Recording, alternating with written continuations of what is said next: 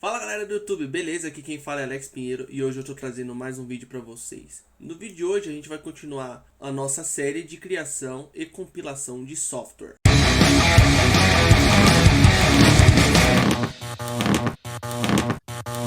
Bom galera, eu tô aqui com o meu Visual Studio Code aberto, na onde a gente parou, tá? E hoje o que a gente vai fazer? A gente vai fazer a função do botão, né? O botão chamado create_btn. Primeiro de tudo, galera, vamos fazer a nossa função. A nossa função é bem facinho de fazer, tá? Eu vou vir aqui, ó, vou clicar duas vezes, eu vou jogar pra fora do escopo aqui, né? Porque ela tá no... Os widgets está no escopo da definição, né, da função inicial, que é o init. A gente vai colocar na mesma linha aqui do init, ó. Então a gente vai criar uma função, a gente vai chamar de def, né, chamada create. O nome da função é create QR code, que eu vou dar, tá? E aqui entre parênteses eu vou passar o parâmetro self, dois pontos. E aqui, galera, vai ser bem simples, tá? Eu vou criar uma variável chamada info, que ela recebe... Essa info ela recebe a informação do texto info, tá? Que é o info.txt.text. Esse ponto text que eu chamei aqui, ele significa que ele vai receber, ele vai pegar o item, o texto que foi digitado ali dentro e vai passar para a variável info, tá? E aí o que eu quero fazer na variável info é o seguinte: eu vou digitar aqui, se info for igual a nada, ou seja, se ela for igual a vazia, eu quero que ele me dê um aviso. Eu não quero que ela fique vazia. Ela vai ser um campo obrigatório, tá? Então o que a gente vai usar aqui? A gente vai usar o QMessageBox. O QMessageBox, ele já vem aqui com do Qt, né? E no QMessageBox a gente vai dar um ponto aqui, que a gente vai passar o modelo que a gente vai usar dela, é o modelo de informação, tá? Então no modelo de informação eu vou passar o self dentro dele, que ele precisa de um objeto para ser passado. E depois eu vou digitar um título, que seria uma string, ou seja, um texto. Eu vou passar aqui, o nome do texto é status. E aqui, depois eu vou passar qual a mensagem. Então eu vou abrir outras aspas e vou digitar assim, ó, information field. Eu estou informando para ela que o campo informação precisa, né, need to be filled, precisa ser preenchido, tá? Lembrando, a gente vai traduzir isso daqui depois, tá? Então se o campo informação estiver vazio, ele vai me passar essa mensagem aqui. Se não estiver vazio, né, que o else significa se não estiver vazio, faça outra coisa, tá? Vou passar o digitar PES aqui pra gente fazer o teste, para ver se a função tá funcionando. A gente vai passar a função pro botão. Como que a gente faz isso? A gente vai digitar o nome do botão aqui, né? Ponto clicked. Quando ele for clicado, connect a essa função. Então, quando ele for clicado, ele vai executar a função self, né? No caso, self.create, que é o create QR code. Reparem que eu não chamei a função, porque se eu chamar a função, ela vai executar logo de cara, ó. Se eu abrir aqui, ela já vai executar de cara. Ó, ela já executou, tá vendo, ó? E eu não quero isso. Eu quero que ela execute somente quando eu clicar no botão. Então, eu não chamo os parênteses aqui, tá? Porque eu não vou chamar ela. Se eu clicar aqui agora, ó, por exemplo, ela abriu aqui. Se eu clicar no botão, ele fala que o campo informação precisa ser preenchido, que é esse campo aqui, tá? Agora ele não tá reclamando, porque tá com letras dentro, mas se eu apagar, ele vai reclamar, tá? Beleza. Então, outra coisa que a gente vai fazer, a gente vai completar essa função aqui, né?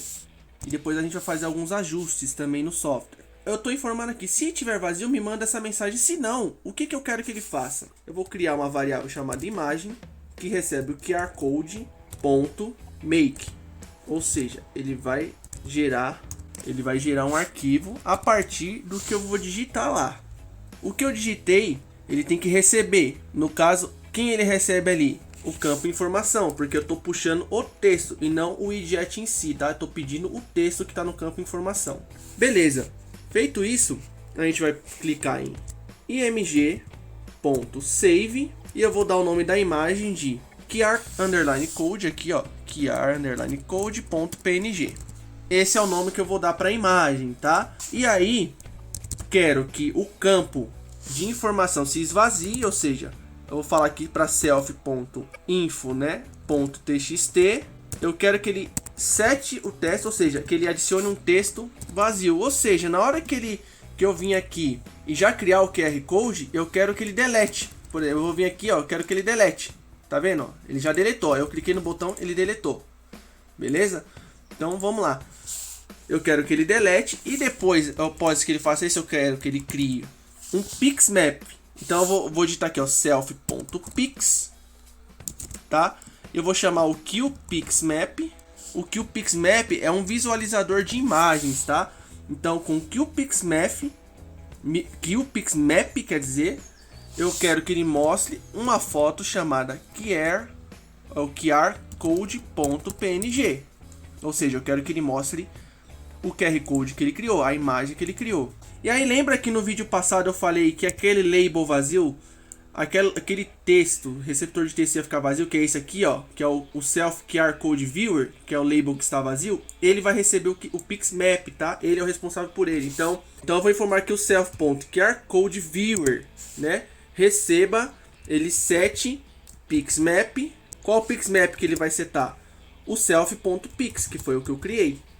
E aqui a gente vai ver se está funcionando. Eu vou digitar Alex Pinheiro, vou clicar em criar QR Code e aqui ele já mostra na tela para mim o QR Code criado, que é exatamente, eu vou abrir aqui a pasta do arquivo, que é exatamente esse aqui que ele acabou de criar. Se a gente pôr as fotos lá, a foto e o software lado a lado, é a mesma coisa.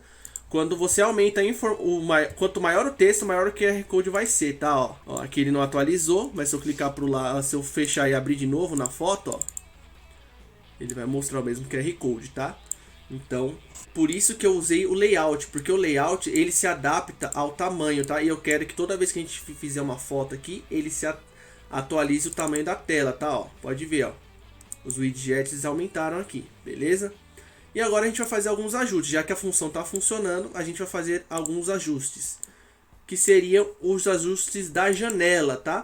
Eu vou vir aqui depois do window QR Code, eu vou digitar o window.set window title, né? Que é para setar o nome da janela, para setar o título da janela, e vou chamar ela QR Code Maker, ou seja, o nome do software, tá? QR Code Maker.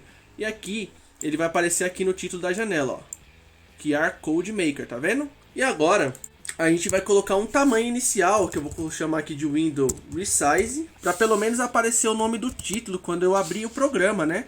Porque se vocês forem observar, comentar aqui, ó, se vocês observarem, ele não aparece inteiro, ó como ele aparece. Então eu quero que pelo menos apareça o título. Então eu vou colocar o Window Resize, eu quero uma janela de 250 por 100, pelo menos isso no mínimo, né? Para quando ele abrir, ele pelo menos aparecer o nome, ó, 250 por 100 não foi o suficiente, ó, ele não apareceu. Então eu vou colocar aqui, ó, 130, por exemplo, e 300. Vamos colocar 300 aqui. Maravilha, já apareceu o mais completa que a janela. Então digitando aqui, criando um QR Code, maravilha, já está criando. E eu quero criar um atalho também, caso eu queira teclar, por exemplo, a tecla Enter. Eu não quero ficar só indo lá no botão. Então eu vou teclar Enter, vou criar um atalho para tecla Enter. Então como que eu faço isso aqui, ó? Eu vou vir aqui embaixo e vou digitar aqui, ó, Shortcut, tá? Aqui é opcional se vocês querem pôr o self na frente ou não, porque o self a gente coloca para usar nas funções, tá? Aqui eu não vou usar. Aqui é bem simples, eu vou criar aqui o Shortcut, eu vou chamar o QShortcut, que é o que manipula os atalhos do PyQt, tá? E vou colocar um key sequence dentro dele, tá? Ó, sequence. Ele é o responsável pelas teclas, tá? Eu vou explicar para vocês os dois enters que nós temos aqui. O enter que a gente vai usar é o return. O return é aquele enter padrão, tá? Se eu digitar enter mesmo, ele vai usar aquele enter que fica perto dos números à direita, tá? Então eu vou usar o return, que é o que tem na maioria dos teclados, tá? E aqui depois eu vou dar uma vírgula e vou passar o self. Só isso aqui, nessa linha.